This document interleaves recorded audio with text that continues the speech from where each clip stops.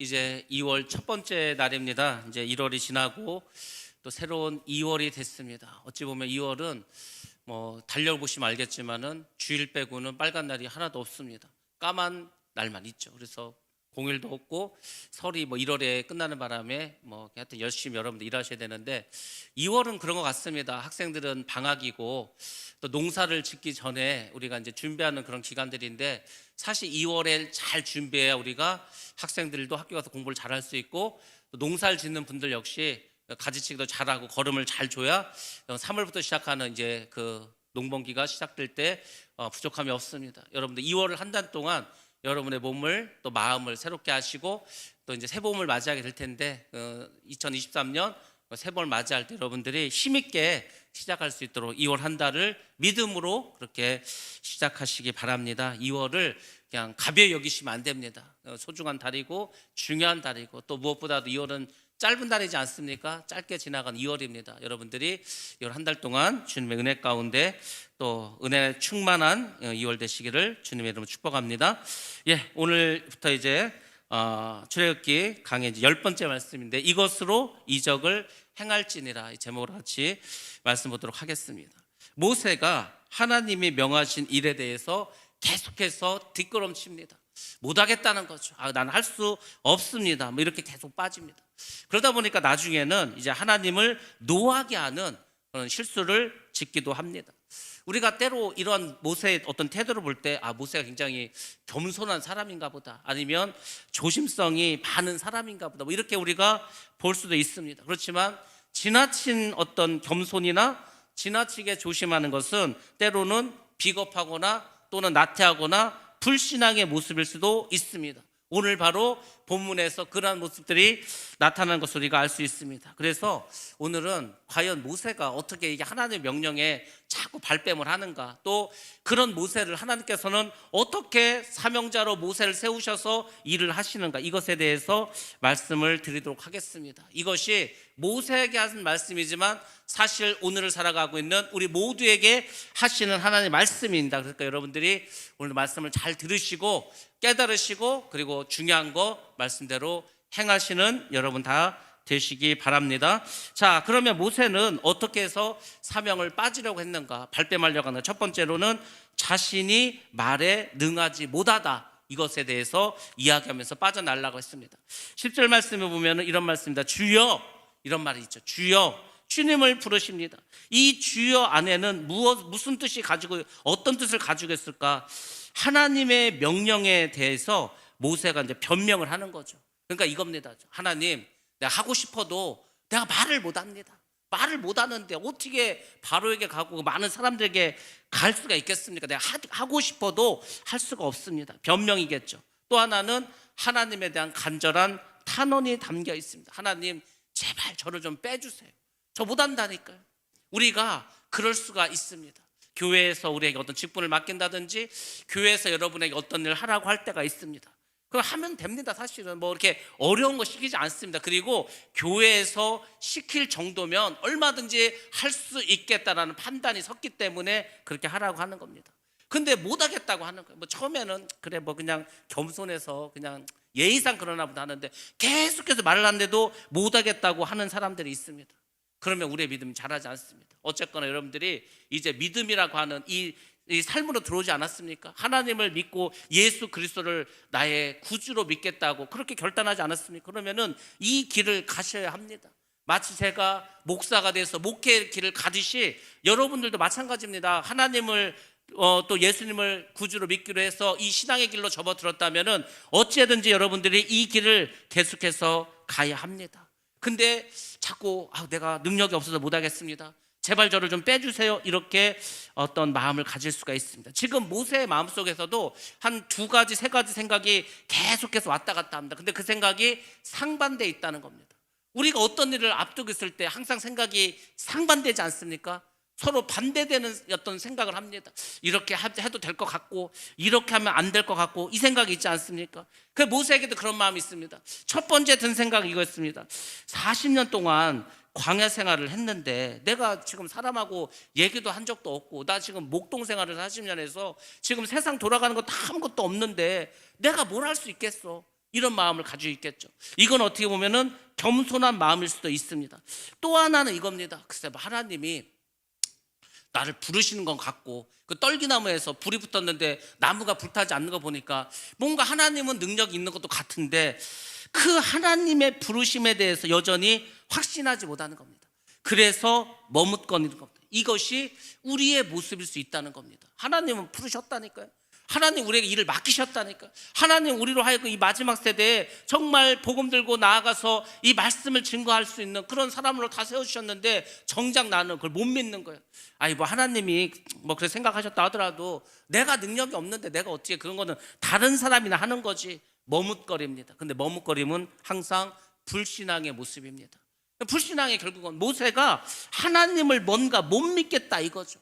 말에 능하지 못하다. 우리는 이 말을 할 때 말에 능하지 못하면 말을 잘 못하나 보다. 말 못하는 사람 있죠. 앞에 나가서 말을 못하는 사람이 반드시 있습니다. 근데 이것은 꼭 말을 못한다 이런 뜻도 있지만 지금 모세가 뭔가 지금 둔하다는 거예요. 어떤 일을 한 데 있어서 뭔가 좀 느리다는 거예요. 그러니까 자기 능력도 없고 그걸 깜도 안 된다죠. 깜이 안 돼서 못하겠다 이렇게 지금 핑계를 대고 있습니다. 근데 여러분들 하나님이 어떻게 사람을 사용하시는지 잘 보시기 바랍니다. 하나님은 오히려 그런 연약한 사람들, 부족한 사람들, 아무것도 아닌 사람들, 그 사람들의 연약함을 사용하셔서 일을 맡기시는 것을 구약에서 볼 수도 있고 신약에서도 볼 수 있습니다. 구약의 많은 선지자들이 뭐 잘나서 선지자 된 게 아닙니다. 늘 겁이 많고 부족한 사람이었습니다. 사사들 중에서도 아무 지도자로서의 뭐 어떤 능력이 없는데 그런 사람을 데려다 썼습니다. 예수님의 제자들도 뭐 아무것도 아니지 않았습니까? 근데 하나님은 그런 부족한 사람들을 항상 쓰신다는 겁니다. 자, 우리가 한번 성경 말씀 보겠습니다. 예레미야서 1장 6절 말씀 먼저 한번 보도록 하겠습니다. 예레미야 1장 6절 말씀입니다. 내가 이르되 슬프도소이다. 주 여호와여 보소서. 나는 아이라 말할 줄을 알지 못하나이다 하니. 아멘. 예레미야를 하나님이 부르셨습니다. 선지자로 세웠습니다. 예레미야는 특별히 어떻게 합니까? 이스라엘의 멸망을 지금 선포할 선지자입니다. 근데 이제 나는 어린아이 같아서 감히 말을 못합니다. 부족한 사람이었다니까요. 예레미야 우리가 눈물의 선지자라고 하지 않습니까? 자기의 나라가 멸망당하는 걸 다 하나님 알려주셨는데 또 그걸 전해야 되는데 그런 말을 전했다고 또 두들겨 맞고 감옥에 가야 되는데 그러니까 싫은 거야, 싫은 거. 우리가 때로 어떤 하나님의 일을 맡길 때 싫어서 못하는 것도 있습니다. 하나님 좋은 것도 많은데 왜 굳이 힘들고 어려운 것만 자꾸 저를 시키십니까? 이럴 때가 있다니까, 교회를 할 때. 그러면 하나님 한번 생각해 보시기 바랍니다. 하나님이 남들도 하기 싫어하고 어렵고 정말 귀찮은 일인데 나에게 시켰다는 것은 뭘 의미합니까? 거꾸로 말하면 하나님께서 너는 그냥 믿을만 하다는 거예요. 그 하나님이 지금 나를 지명해서 나를 선택해서 나에게 일을 맡기셨는데 우리가 그런 모습으로 나가면 되겠습니까? 지금 예레미야도 하나님의 말씀에 거부합니다. 왜? 나는 어린아이 같다는 거예요. 자, 고린도 후서 말씀도 한번 보겠습니다. 고린도 후서 10장 10절 말씀입니다. 자, 고린도 후서 10장 10절 말씀 시작. 그들의 말이 그의 편지들은 무게가 있고 힘이 있으나 그가 몸으로 대할 때는 약하고 그 말도 시원하지 않다 하니. 아멘. 약하고 그 말도 시원하지 않아. 그러니까 별 볼 일 없는 사람이라는 거죠. 그러니까 하나님께서 아십니다. 하나님은 연약한 자들의 그 연약함을 사용하셔서 강한 것으로 변화시키십니다. 그게 하나님 스타일입니다. 하나님 스타일이 뭔지 아십니까? 하나님은 힘 있고 능력 있고 뭐 힘센 그런 골리앗 같은 그런 장수를 사용하는 게 아닙니다. 나만 장군 같은 사람을 사용하는 게 아닙니다. 하나님은 연약해, 힘도 없어, 부족해, 별 볼 일 없어, 그런 사람을 쓰시는, 그 사람을 어떻게 합니까? 강하게 만들어줍니다. 그에게 힘을 주십니다. 그리고 그 사람으로 하여금 하나님의 일을 하게 하십니다. 그리고 하나님께서 그 일로 영광을 받으십니다. 그게 하나님 스타일이에요. 잘난 사람이 있어, 힘센 사람이 있어, 능력 있는 사람이 있어. 그러면 사람들이 야, 이건 하나님이 한 게 아니고 저 사람이 원래 능력이 많어, 저 사람이 원래 싸움을 잘해, 저 사람이 원래 용맹해서 그래. 그 사람의 의로 돌릴 거 아닙니까? 그래서 하나님께서 아예 그런 오해를 받지 않기 위해서 힘없고 능력 없고 부족한 사람들을 골라서 그 사람의 일을 맡기고 그 사람 중에서 하나님이 일을 하시고 그리고 그 사람들 통해서 하나님께서 영광을 받으시는 분이라는 것을 여러분들이 꼭 기억하셔야 됩니다. 하나님은 별 볼 일 없는 정말 평범한 사람, 그런 사람들을 종으로 선택하십니다. 능력 있는 사람만 시키면 서울대 나오고 카이스트 나오고 막 이런 사람들만 다 데려다가 신학교 보내서 주의 종으로 삼아 주셔야 될 거 아닙니까? 근데 그렇지 않습니다. 하나님은 부족하고 연약한 사람에게 은혜를 베풀어 주십니다. 그 하나님의 권능을 덧입혀 주십니다. 하나님의 능력을 덧입혀 주시는 것. 하나님의 능력이 그 사람 위에 임하게 됩니다. 그래서 변화되는 거예요. 그래서 하나님께서 능력을 주시기 전에 어떻게 합니까? 기도를 시킵니다. 기도를 많이 시키는 거예요. 여러분들이 만약에 하나님, 저는 왜 이렇게 사용도 안 하시고 능력도 안 주시고 권능도 없습니까? 간단합니다. 기도하시기 바랍니다. 기도 어떻게 하냐면은 1시간으로 부족해요. 매일 교회 나와서 1시간, 2시간, 3시간 막 부르짖어 보시기 바랍니다. 그것도 안 되면 기도원 가시기 바랍니다. 그것도 안 되면 금식도 해보시고 철야도 해보시고 해보라니까요. 왜 능력을 안 주시나? 우리가 그렇게 하지 않아서 안 주시는 거예요. 왠지 아십니까? 기도해서 능력 받으면 하나님이 주셨다고 하지만 기도도 안 하고 내가 아무것도 안 하는데 그냥 내가 능력을 행해. 그럼 그게 하나님 능력입니까? 그 사람의 능력이지. 그래서 하나님께서는 항상 연약한 자들, 부족한 자들에게 은혜를 주시고 권능을 덧입혀 주셔서 그것이 바로 은혜죠. 하나님의 은혜와 권능으로 결국 그 사람을 새롭게 하셔서 힘을 주셔서 이를 감당하게 하시고 하나님께서 영광을 받으십니다. 대표적인 경우가 예수님의 제자들입니다. 우리가 아는 것처럼 예수님께서 갈릴리 지역 사람입니다. 이 갈릴리 호수 있지 않습니까? 그 지역에 나사렛이 있습니다. 거기서 이제 자랐습니다. 그 옆에 이제 가나라고 하는 도시도 있고. 그래서 주로 이제 그쪽에서 활동을 하셨습니다.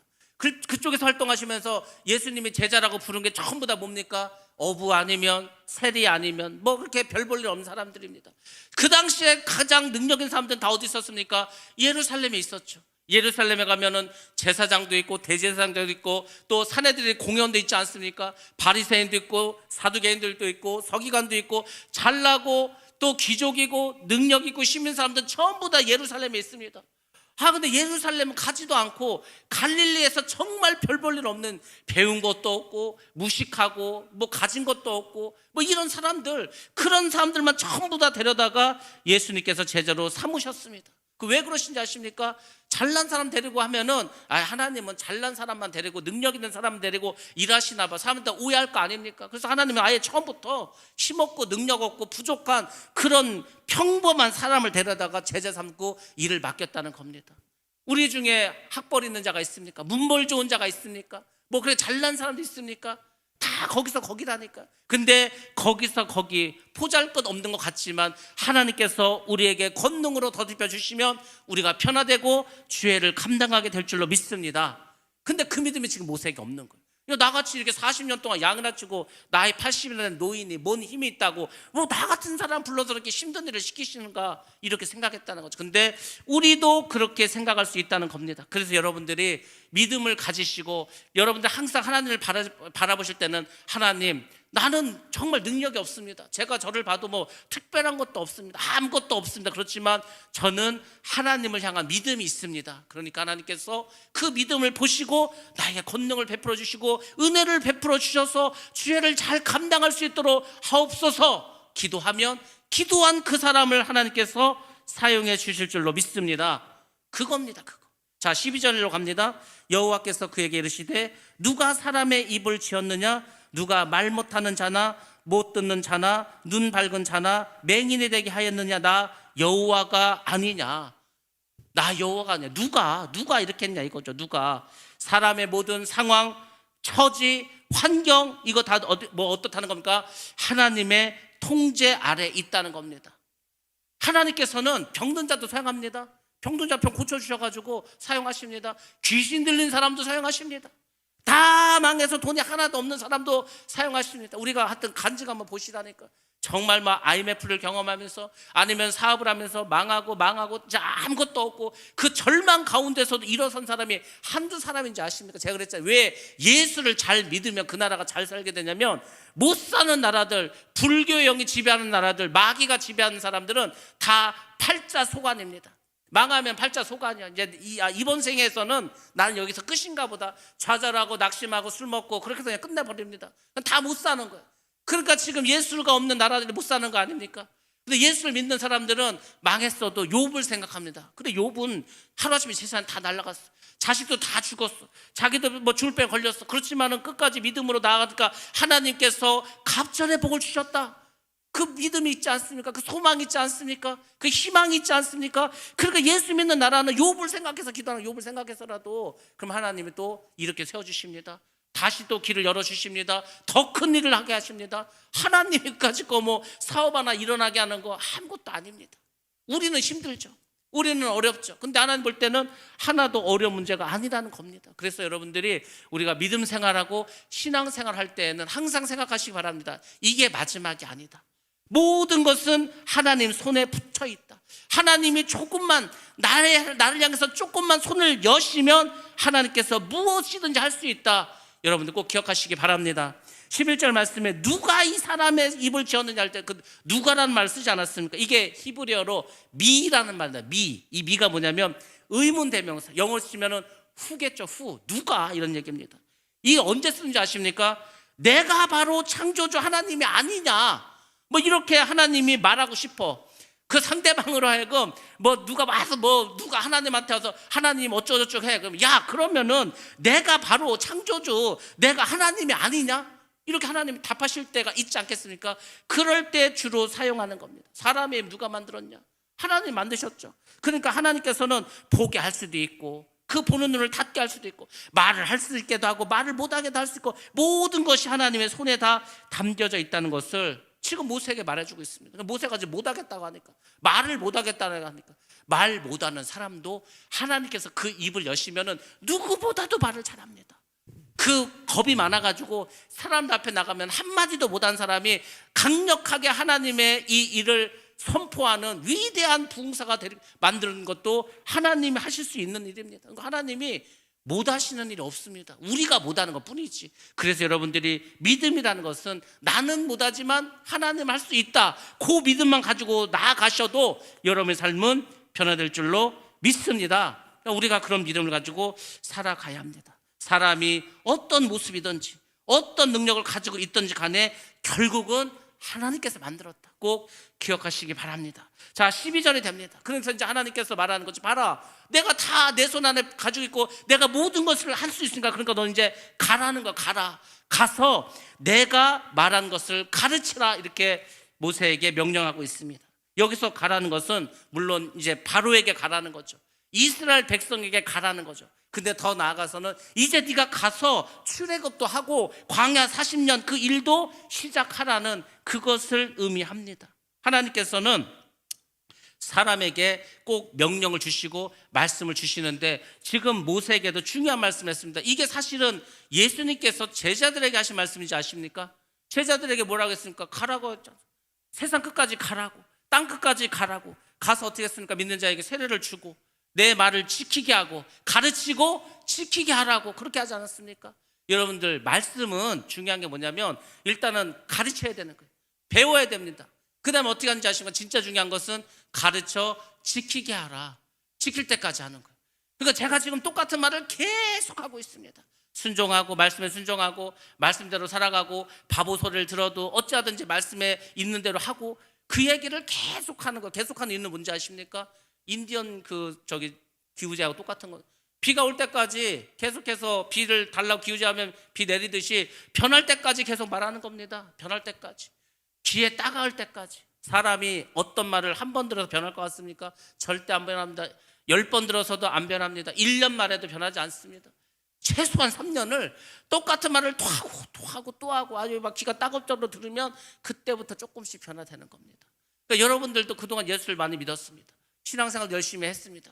근데 여전히 변하지 않는 게 있다. 그것은 간단합니다. 계속 그 말씀을 또 듣는 거예요. 또 듣고 또 듣고 또 듣고 하다 보면 어느 순간에 변화하게 됩니다. 하나님께서는 가르치리라 이 말을 하셨습니다. 내가 그렇게 가르치겠다. 이 가르치단 말이 이 히브리어로 굉장히 재미있는 의미를 가지고 있습니다. 이게 히브리어로는 아라라는 말입니다. 아라. 이 아라가 뭐냐면은 이 화살을 어떤 관역에 겨냥하다라는 뜻을 가지고 있습니다. 이 얘기 뭔지 아십니까? 하나님께서 우리를 가르친다는 건 이겁니다. 내가 너에게 지금 필요한 일이 있어. 네가 꼭 해야 될 일이 있어. 그게 관역이라고 생각해 보시기 바랍니다. 그러면 하나님께서는 그 관역에 정확하게 대처할 수 있는 힘과 그때그때마다 그때마다 하나님께서 방향이 조금 틀려. 그럼 방향을 조금 바꿔주셔. 그래서 하나님께서 우리를 가르친다는 것은 우리가 그 관역에 딱 맞을 수 있도록, 하나님 뜻에 딱 맞을 수 있도록 하나님께서 실시간으로 우리를 계속해서 조정해 주시겠다는 겁니다. 그게 가르치는 거예요. 그 대단한 거지 않습니까? 우리는 어떤 일을 하다 보면은 처음 생각하고 조금씩 틀려갈 수가 있습니다. 조금씩 틀려가는데 하나님께서는 그 조금씩 틀려가는 것을 그때 실시간 우리와 함께 하시면서 다 조정해 주셔서 우리가 하나님 뜻에 맞게 그 관역에 딱 맞을 수 있도록 그렇게 해 주신다는 겁니다. 그게 하나님의 놀라우신 약속입니다. 하나님께서는 쓰시고자 하는 대로 그렇게 사용하십니다. 그러니까 하나님은 우리가 그분의 고집을 못 꺾는다니까. 하나님 한번 그렇게 하시기로 했다 그러면 그렇게 합니다. 그래서 제가 말했잖아요. 변하는 것은 우리가 변하는 거지 하나님이 변하는 게 아니에요. 근데 자꾸 사람들은 하나님 난 못하니까 하나님 포기하시든지 하나님 생각을 바꾸시든지 이렇게 나가죠. 하나님은 끝까지 그분의 일을 밀고 나가십니다. 그렇게 해서 하나님이 그렇게 사람을 사용한다는 것을 보여주십니다. 그래서 여러분들이 기억하실 것은 두려워하고 겁나고 내가 그때 어떻게 할까 그 상황에 대해서 미리 겁먹는 데 있다면은 그냥 기도만 하시기 바랍니다. 그러면 성령께서 그때 말할 것을 생각나게 해주십니다. 베드로가 공회에서 오라는 거예요. 공회에서. 이 공회에 가면 대제사장도 있고 바리새인들도 있고, 그러니까 쉽게 말해서 청문회하러 가는 겁니다. 장관들도 청문회해야 되겠죠. 국무총리도 뭐 해야 되겠죠. 뭐 대법관도 청문회하지 않습니까? 그러면은 청문회를 받는 사람들은 되게 불안합니다. 왜냐면은 국회의원들이 모든 자료를 다 조사해서 막 날카롭게 질문하지 않겠습니까? 그러면 그거 다 빠져나가야 돼. 사실 베드로도 공회에서 지금 엄청나게 힘든 얘기를 할 겁니다. 너 예수를 자꾸 전하는데 전하지 말라고, 너 예수 전하면 안 된다고, 그 이단이라고 막 할 거 아닙니까? 그래서 이제 이 베드로도 내가 공회 나가면은 무슨 말을 해야 될까 고민하고 있었습니다. 그때 성령께서 주님께서 말씀해 주십니다. 걱정하지 말라고. 네가 말해야 할 것을 내가 네 입을 통해서 알려주겠다고. 때로는 여러분들이 걱정이 전혀 내가 정말 필요 없는 걱정을 했구나 이렇게 생각할 때가 많이 있습니다. 하나님이 여러분의 삶을 다 알고 계시고 여러분의 마음도 사실 알고 계십니다. 여러분이 불안해하고 두려워하는 그 마음도 알고 계십니다. 그러니까 여러분들은 기도만 하라고 하지 않았습니까? 기도를 하시고 준비하시면은 그때 주님께서 관역을 딱 맞추셔가지고 여러분이 그때 필요한 말씀, 여러분이 해야 될 모든 것들을 주님께서 선한 길로 인도해 주십니다. 그렇게 하나님께서 우리를 사용해 주십니다. 하나님께서 우리를 부르셔서 하나님 일을 맡기시는데 하나님 대충 하실 것 같습니까? 하나님이 얼마나 꼼꼼하시고 얼마나 큰 일을 수년 전부터 수십 년 전부터 창세전부터 준비해서 그것을 이루어 가시는 것을 여러분들이 알게 되면은 이 하나님이 보통 분이 아니라는 것을 반드시 깨닫게 될 겁니다. 어떤 드라마나 영화가 있습니다. 그러면은 감독이 미리 복선을 막 깔아 놓는 거예요. 복선을 그 사건 속에서. 그러니까 나중에 이제 보니까 그때 그래서 그런 일이 있었구나. 그때 그래서 그 사람이 그 주인공이 그렇게 얘기를 했구나. 나중에 되면 다 알게 됩니다. 그러면 그 감독이 정말 기가 막히게 이거를 잘 짰구나. 그렇게 하지 않습니까? 하나님이 바로 그러십니다. 하나님은 이 온 세상의 감독자입니다. 이 온 세상의 모든 것을 총지휘하시는 그런 오케스트라의 지휘자 같으신 분입니다. 조금도 차이 나지 않게, 조금도 부족함이 없게 행하십니다. 근데 우리는 하나님의 입장을 생각하는 게 아니고 늘 내 입장을 생각하는 거예요. 내가 부족한데, 내가 연약한데 잘못하면 어떡하지? 그러니까 우리는 잘못할 수 있다니까요. 우리는 부족하죠. 근데 하나님은 아니라는 거예요. 하나님은 부족하시도 않고 연약하시도 않고 뭘 모르는 것도 없으신 분입니다. 그러니까 여러분들이 그냥 다 맡기시기 바랍니다. 왜 믿음이 맡기는 건가? 맡겨야 될 거 아니고 어차피 우리가 못하는데. 그래서 여러분들 믿음은 그냥 맡기는 겁니다. 기도도 사실은 뭘 하겠으면 기도가 내가 하나님께 뭘 몰라서 물어보기도 하고 내 짐을 내 문제를 다 하나님께 사실 맡겨버리는 겁니다. 내가 기도하면서 내 문제를 하나님께 알리고 하나님께 맡기니까 하나님께 해결해 달라는 거예요. 나는 기도만 하고 있고 그 일은 하나님께서 해결해 주십니다. 그래서 여러분들이 믿음 생활하면서 신앙생활하면서 부족하다 연약하다 너무 거기만 생각하지 마시고 정말로 믿음으로 맡기시기 바랍니다. 반드시 하나님께서 해결해 주실 줄로 믿습니다. 두 번째로는 모세가 어떻게 사명을 발표했냐면 13절 말씀에 다른 사람에게 시키라는 겁니다. 다른 사람에게. 나는 못하니까 다른 사람에게 해달라 이겁니다. 주여 보낼 만한 자를 보내소서. 능력 있는 사람을 보내소서. 사명을 감당할 수 있을 만한 그 사람을 보내주옵소서. 이렇게 얘기하는 거예요. 우리가 이때 모세의 입장을 한번 보자면 모세가 좀 되게 겸손해 보인다 이렇게 볼 수도 있겠죠. 자기의 부족함을 알고 뭔가 능력 있는 사람을 보내달라고 겸손한 표현으로 보일 수도 있습니다. 그렇지만 사실 그 심리 속에는, 모세의 마음 속에는 뭔가 하나님의 뜻에 대해서 달가워하지 않는 거예요. 뭐 하나님이 자꾸 이런 걸 나를 하라고 하지. 뭔가 하나님이 지금 바로에게 가고 이스라엘 백성에게 가고 출애굽시키라는 그 명령에 대해서 달가워하지 않는다, 이것을 가지고 있습니다. 그리고 구차한 변명으로 나에게 지금 다른 사람에게 자기 업무를 좀 떠넘기고 싶어하는 그런 심리가 있다는 겁니다. 우리가 아이들에게 심부름을 시켜. 그럼 이제 심부름 가기 싫어.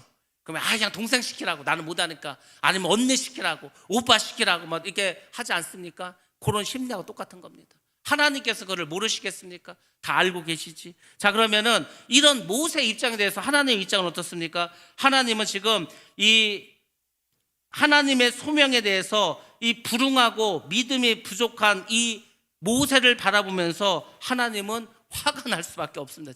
지금 몇 번을 지금 이 문제를 가지고 합니까? 지팡이를 던져서 뱀으로 만들기도 하고, 손을 집어넣다 빼니까 뭐가 됐습니까? 문둥병자가 되기도 하고, 그리고 또 그 나일강의 물을 떠다가 육지에 부으면 뭐 피로 변할 것까지 하고, 하나님이 그렇게까지 기적과 이적을 보여주시면서 말씀하셨는데도 여전히 하나님 말씀을 믿고 있지 않고 있습니다. 물론 우리가 하나님 앞에서 자신의 연약함을 깨닫는 것은 중요합니다. 여러분들이 정말 나의 부족함, 나의 죄성을 깨닫는 거 굉장히 중요합니다. 그렇지만 하나님의 부르심 앞에서는 이 부르심이 중요합니다. 콜링, 소명, 이것에 대해서는 최선을 다해서 순종할 수 있어야 합니다. 그렇지 않으면 여러분의 삶이 자꾸 힘들어집니다. 하물며 귀신도 누구를 무당을 삼으려고 하면은 그 무당을 이제 하려고 막 꿈에도 나타나고 막 귀신이 보이기도 하고 막 하지 않습니까? 그래서 이제 자기를 받으라는 거야. 네가 이제 이 신을 받으라는 거야. 신을 받아서 쉽게 말해서 무당이 되라는 거야. 이 사람이 계속 거부합니다. 그럼 어떻게 하는지 아십니까? 신병이라는 걸 줍니다. 신병. 물론 그 전에 일을 자꾸 꼬이게 하고 안 되게 하고 망하게 하고 이혼시키고 별일이 다 벌어집니다.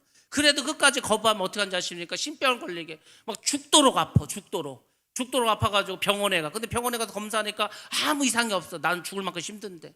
그러면 나중에 결국 어떻게 합니까? 어쩔 수 없이 그 신을 받아들입니다.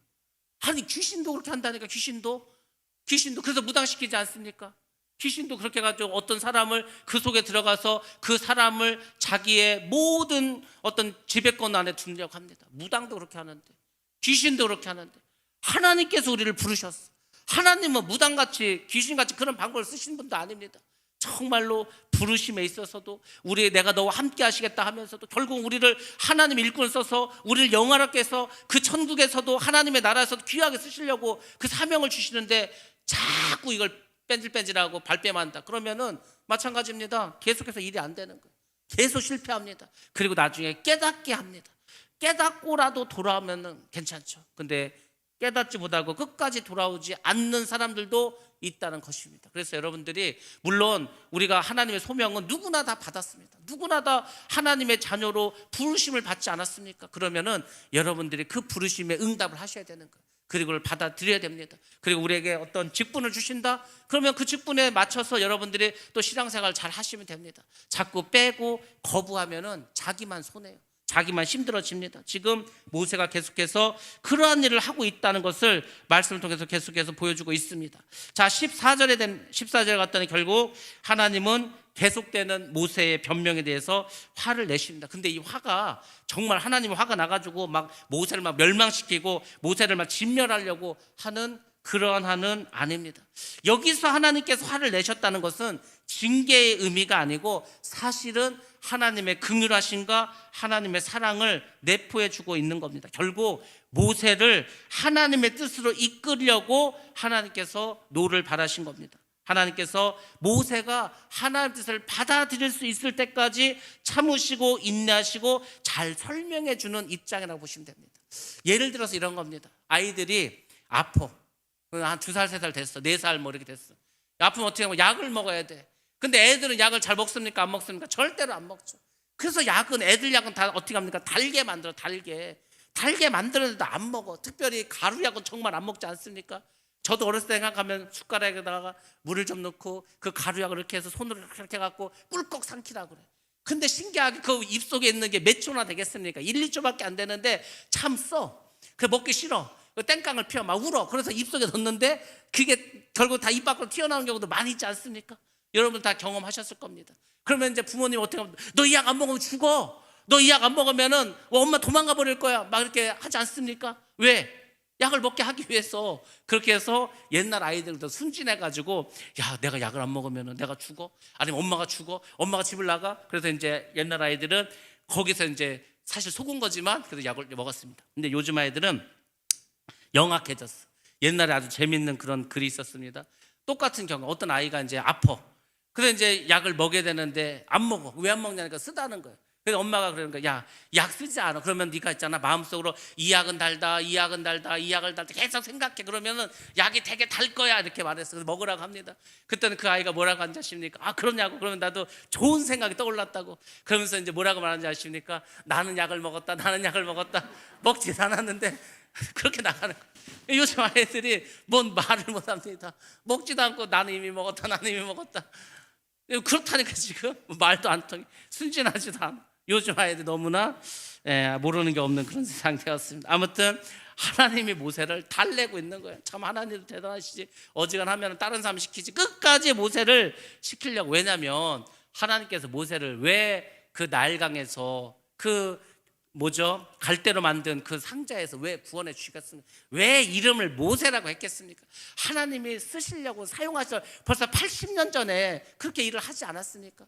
근데 그 80년 동안 하나님께서 공을 들였는데 모세가 버팅기고 안 한다고 하나님께서 포기하시겠습니까? 그렇지 않습니다. 80년을 기다리는 게 아니고 사실은 이 출애굽을 시키기 위해서 하나님은 그 400년 전부터 아브라함이 약속할 때부터 모세를 염두에 두셨습니다. 그렇지 않습니까? 그 전으로 가면 더 오래되었죠. 그러니까 하나님께서 하시는 일은 이미 그 전에 정말 수천 년 수만 년 전에 다 이미 계획하시고 준비하신 건데 그 하나님의 계획을 우리가 불선전장한다고 그걸 이렇게 바꾸시겠습니까? 그렇지 않아요. 그러니까 여러분들이 하나님께서 나에게 어떤 소명을 주시고 나를 부르시고 나에게 어떤 일을 맡기신다면은 여러분들이 힘드셔도 꼭 그 일에 순종하고 하시기 바랍니다. 그게 복받는 길이고 그걸 하나님을 영화롭게 하시는 일입니다. 자, 아무튼 하나님께서는 그 모세를 달래서라도 지금 사명을 감당하게 하십니다. 그래서 하나님께서 이제 그 모세를 사용한다는 것을 보여주기 위해서 준비하신 게 또 있습니다. 하나님 그런 분이라니까요. 모세가 이렇게 버팅길 걸 알았어. 그래서 이제 하나님께서 세우신 그 작전이 뭡니까? 형 아론을 준비했다는 겁니다. 아론을 모세를 대신한 대언자로 사용하시겠다고 말씀하십니다. 하나님이 참 대단한 분이시죠. 모세가 버팅길 거 알았어. 버팅기는 이유도 나는 말을 못합니다. 나는 입이 둔합니다. 그래서 나올 걸 알고 계셨어. 그래서 그 말 잘하는 형 아론을 준비하셨다는 겁니다. 자, 주님께서 이렇게 말합니다. 그가 너를 만나러 나오나니 이렇게 말하고 있죠. 사실 어떻게 보면은 아론도 자기 동생이 그 애굽 사람을 죽이고 지금 도망가 있다는 것을 알고 있습니다.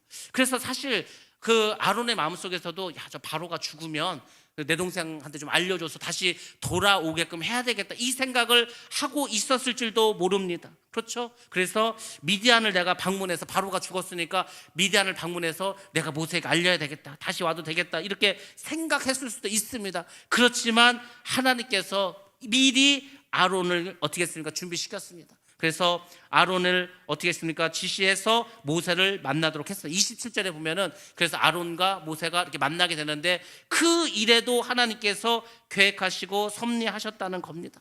이 정도로 지금 하나님은 모세를 쓰기 위해서 계속해서 그분의 섭리와 그분의 계획을 끌고 나가는 것을 알 수가 있습니다. 이게 하나님의 계획이에요. 하나님이 어떤 일을 그냥 기분 따라서 하시는 그런 분이 절대로 아니라는 것을 기억하시기 바랍니다. 하나님이 온 인류를 구원하기로 작정하셨습니다. 그 예수 그리스도를 이 땅에 보내주시겠어요. 그 예수님을 언제 보내셨다는 걸 잘 보시기 바랍니다. 예수님이 왜 하필이면은 지금부터 2000년 전에 그 이스라엘 땅에서 태어나셨을까? 그 뭐 다를 때 오실 수도 있었는데 그때 온 이유는 뭐냐면 로마라는 나라가 그 지역을 다 통일했습니다. 그전에는 옛날에도 이렇게 다른 나라 외국 가는 게 쉽지 않았습니다. 근데 전체를 다 로마라고 하는 나라로 다 묶어놔 버렸습니다. 또 그 당시에 하나님께서 로마를 통해서 전 세계 길을 다 연결해 놨습니다.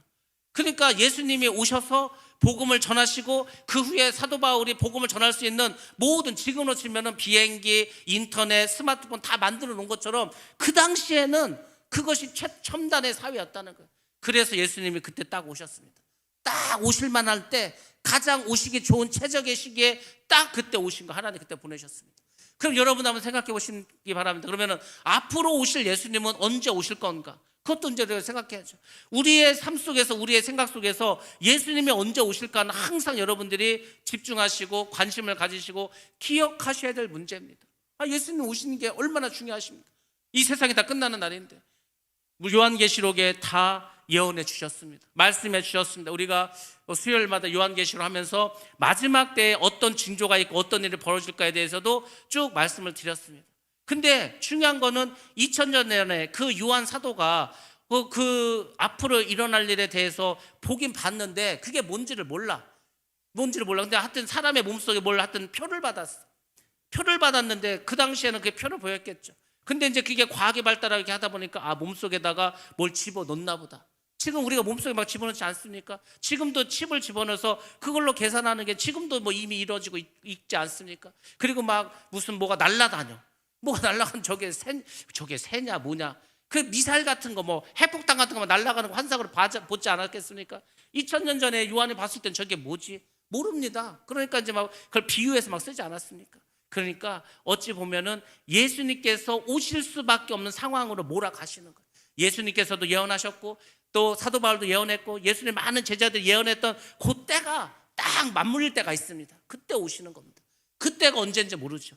언제인지 모르지만 그때 어떤 일들이 벌어질다는 것은 이미 우리에게 힌트로 다 알려주셨습니다. 하나님께서 예수님을 이 땅에 재림시키는데 어느 날 갑자기 그분의 기분대로 그게 보내시겠습니까? 아닙니다. 하나님도 하나님이 계획하시고 준비하시고 하신 그 모든 것 속에서 이루어지는 거예요. 그리고 그분의 그 자녀들에게도 계속해서 사인을 보내주시고 알려주십니다. 그러니까 여러분들 걱정할 필요 없습니다. 언제 예수님 오시지? 뭐 두려워할 필요도 없습니다. 기도하시고 계속해서 나아가시면은 언젠지는 모르지만은 때가 가까이 왔구나라는 것을 우리로 하여금 알게 해 주십니다. 그러니까 하나님이 일하시는 것을 여러분들이 잘 보시고 하나님께서는 대충 일하는 분이 아니구나. 정말 신실하게 일하시는 분이구나. 그것을 깨달으시기 바랍니다. 자, 15절과 16절 말씀입니다. 하나님께서는 모세에게 말씀을 주시고 모세는 하나님의 말씀을 아론에게 전달합니다. 그래서 하나님이 그들의 입에, 모세와 아론의 입에 함께 하신다고 그렇게 약속해 주셨습니다. 자, 여기서 우리가 생각할 것이 있습니다. 먼저 입이라는 겁니다. 입이라는 단어의 히브리어를 보면은 역시 이것도 재밌는 어떤 의미를 갖고 있습니다. 이 입이라는 말이 패라는 단어를 쓰는데 패, 이게 원래 파마라고 하는 동사에서 나온 말입니다. 그럼 파마라고 하는 동사는 어떤 뜻을 가지고 있는가? 물이 흐르다, 바람이 불어 날리다, 이런 뜻을 가지고 있어요. 그런 뜻을 가지고 있는 동사가 입이라는 명사가 됐습니다. 아니 뭐 물이 무슨 뭐 흘러? 바람이 불러? 이게 무슨 말일까? 바람이 불어 날려? 여러분들, 우리가 하는 말은 물처럼, 쏟아진 물처럼 어떻게 됩니까? 쏟아지면 한번 뱉어버리면은 추서 담을 수가 없습니다. 우리가 입에서 하는 말은 바람이 불어서 흩날리는 것처럼 공기를 통해서 다 퍼져 나간다는 것입니다. 그러니까 항상 입에 재갈을 물으라는 거예요. 항상 입을 조심하라는 겁니다. 그래서 입이 그런 뜻에서 나왔다는 거. 하나님께서 모세와 아론의 입을 어떻게 합니까? 그 입에 함께 하신다고 했어요. 너희가 해야 할 말을 내가 너와 함께 해서 그때 해주겠다는 겁니다. 하나님께서 성경 여러분들 어디를 보셔도 다 마찬가지입니다. 구약이든 신약이든 제자들에게 하신 말씀이든 전부 다 보면 뭐냐면 하나님은 항상 약속하시는 게 있습니다. 뭘 약속하시지 않습니까? 내가 너희와 함께 하겠다는 거예요. 세상 끝날까지 내가 너희와 항상 함께 하리라. 마태복음 그게 끝나지 않습니까? 그게 함께 한다는 말이 굉장히 중요한 말입니다. 만약에 하나님께서 우리가 지금 막 마지막 때를 살아가고 있어, 힘든 때를 살아가고 있어, 어려운 때를 살아가고 있어, 근데 하나님이 함께 하지 않아, 그러면 우리는 다 전멸해 버립니다. 살아갈 수가 없습니다. 근데 하나님이 함께 하십니다. 하나님이 함께 하심으로 그 위기를 이길 수 있는 힘을 주시고 믿음을 주시고, 하나님이 함께 하심으로 늘 우리에게 소망을 갖게 하시고 담대함을 갖게 하시고, 그래서 그 일을 감당할 수 있는 힘을 주시는 겁니다. 하나님이 함께하지 않으면 여러분들 무엇을 할 수 있습니까? 저도 마찬가지입니다. 하나님이 함께하지 않는데 목회를 한다, 그러면 둘 중에 하나입니다. 사기치는 거 아니면 내 마음대로 하는 겁니다. 하나님이 함께하지 않는데 어떻게 목회를 합니까?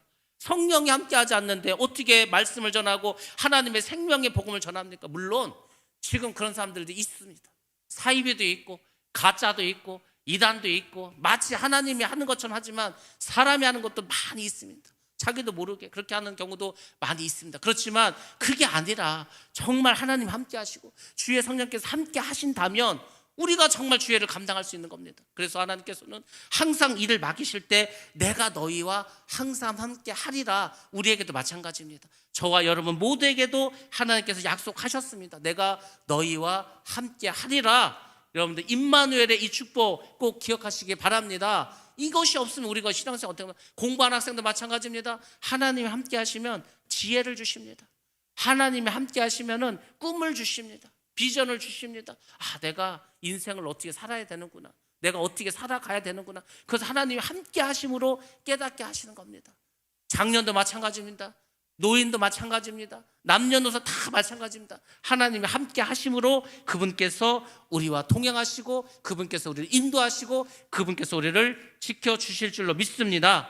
그러니까 걱정하지 마주셔야 됩니다. 자, 아무튼 하나님께서 이제 말씀을 모세에게 주면 모세는 그 말씀을 아론에게 전달합니다. 그러면 아론은 그 말을 이제 백성에게 전달합니다. 그래서 모세는 하나님의 대언자가 되고 아론은 모세의 대언자가 되게 됩니다.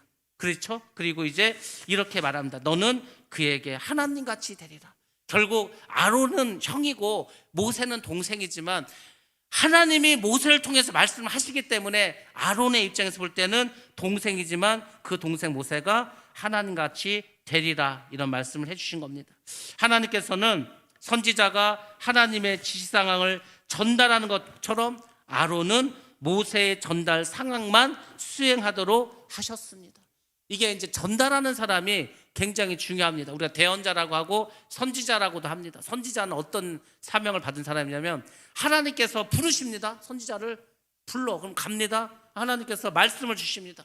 그럼 선지자가 해야 될 일은 뭐냐면 하나님이 주신 말씀을 그대로 전해야 되는 거예요. 빠뜨려서도 안 됩니다. 자기가 뭘 덧붙여서도 안 됩니다.